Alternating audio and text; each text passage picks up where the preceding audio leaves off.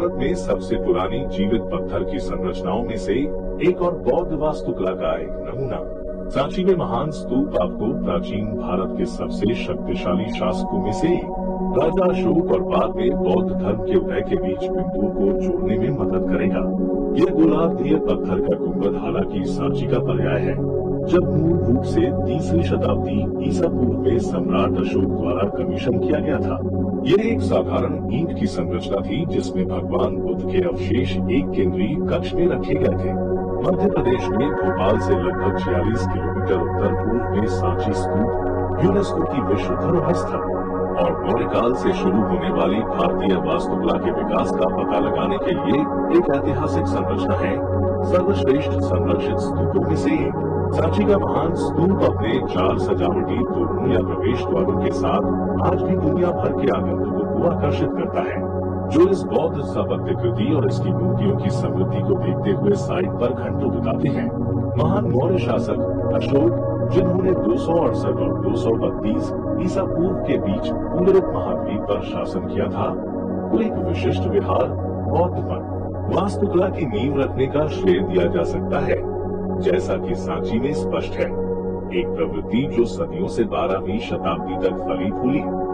शताब्दी जब अशोक ने महान स्तूप का निर्माण किया तो उसके केंद्र में भगवान बुद्ध के अवशेषों को ढकने वाला एक विशाल गोलार्ध ईंट का गुंबद था, जिसके आधार के चारों ओर एक ऊंचा चबूतरा, एक कटघरा और शीर्ष पर एक चतरा या पत्थर की छतरी थी जो उच्च रैंक का संकेत देती थी।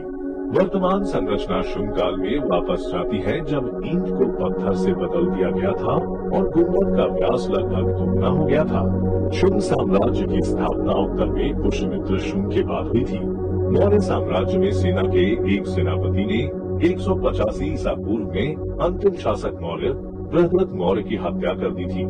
विशेषज्ञों का कहना है कि शुंग शासनकाल में स्तूप को लूट लिया गया था, जो पुष्यमित्र की बढ़ती शक्ति से जुड़ा एक उदाहरण था, और बाद में उनके पुत्र अग्निमित्र द्वारा इसका पुनर्निर्माण किया गया। हालांकि अधिक राउंडर ईंट संरचना के विपरीत पत्थर का एक चपटा शीर्ष होता है, जिसके ऊपर धर्म चक्र का प्रतीक त्रिस्तरीय छत्र होता है। पवित्र गुंबद के चारों ओर चलने और ऊंचे गोल्ड्रम तक पहुंचने के लिए दोहरी सीढ़ी की एक उड़ान शुरू की गई थी, जो संरचना की सीट बन गई थी। सातवाहनों के शासनकाल में पहली शताब्दी ईसा पूर्व में स्तूप की परिधि को मूल संरचना में जोड़ा गया था। गेटवे और कटघरा पर एक करीब से नजर डालें और आप आर्यसुर की जातकमाला की कहानियों सहित बुद्ध के जीवन से संबंधित चित्रों का एक स्पेक्ट्रम देखेंगे। यह ध्यान रखना दिलचस्प है कि जिस तरह से बुद्ध के प्रतीकात्मक अभिव्यक्तियों का उपयोग नक्काशियों में पेड़ या निर्जीव वस्तुओं जैसे बही, सिंहासन या पैरों के निशान के रूप में किया गया है। मुख्य तोरण में पॉलिश किए गए बलुआ पत्थर में अशोक के स्तंभों में से एक पर ध्यान दें। हालांकि स्तंभ का केवल निचला आधा हिस्सा साइड पर खड़ा है। ऊपरी आधे हिस्से को देखने के लिए आपको पास के सांची पुरातत्व संग्रहालय का दौरा करना होगा। जैसे ही आप मुख्य स्तूप स्थल से पहाड़ी से उतरते हैं, आप ऊंचे पेड़ों और हरे बगीचों के परिसर में एक मंजिला सफेद इमारत देखेंगे। यह सांची के लिए ऐसा ही संग्रहालय है और 1919 में इसके तत्कालीन महानिदेशक सर जॉन ह्यूबर्ट मार्शल द्वारा स्थापित किया गया था। हालांकि वर्तमान भवन 1966 में अधिग्रहित एक नई संपत्ति है। संग्रहालय की 4 दीर्घाएं सांची के अवशेषों का खजाना है। बौद्ध विरासत और इस क्षेत्र पर शासन करने वाले कई राज्यों की मूर्तिकला की कलाकृतियां शामिल है। संग्रहालय रखरखाव के लिए शुक्रवार को बंद रहता है।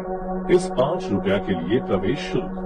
जनरल टेलर, एक ब्रिटिश अधिकारी, 1818 में सांची में महान स्तूप के अस्तित्व का दस्तावेजीकरण करने वाले पहले व्यक्ति थे और उस समय तक सर जॉन ह्यूबर्ट मार्शल भारतीय पुरातत्व सर्वेक्षण (SI) के महानिदेशक थे। 1911 और 1919 के बीच प्राचीन स्मारक के जीर्णोद्धार का कार्य हाथ में लेने के बाद खजाने की खोज करने वालों और सामान्य अपराधियों के हाथों इसे पहले ही काफी नुकसान हो चुका था। सांची स्तूप और सांची पुरातत्व संग्रहालय का पता लगाने के लिए आप सांची शहर में बजट होटलों में से एक में ठहर सकते हैं। अन्यथा भोपाल शहर में एक होटल चुनें जिसमें रहने और खाने के लिए व्यापक विकल्प हैं और स्तूप स्थल के लिए भी काफी आसान आवागमन है। सांची की यात्रा के लिए नवंबर से मार्च के सर्दियों के महीनों को चुनें, क्योंकि साल के बाकी समय में मौसम स्पष्ट रूप से गर्म और शुष्क रहता है। उक्त महीनों में चारों ओर घूमना और व्यापक राहतों को देखने में अधिक समय बिताना आसान होगा।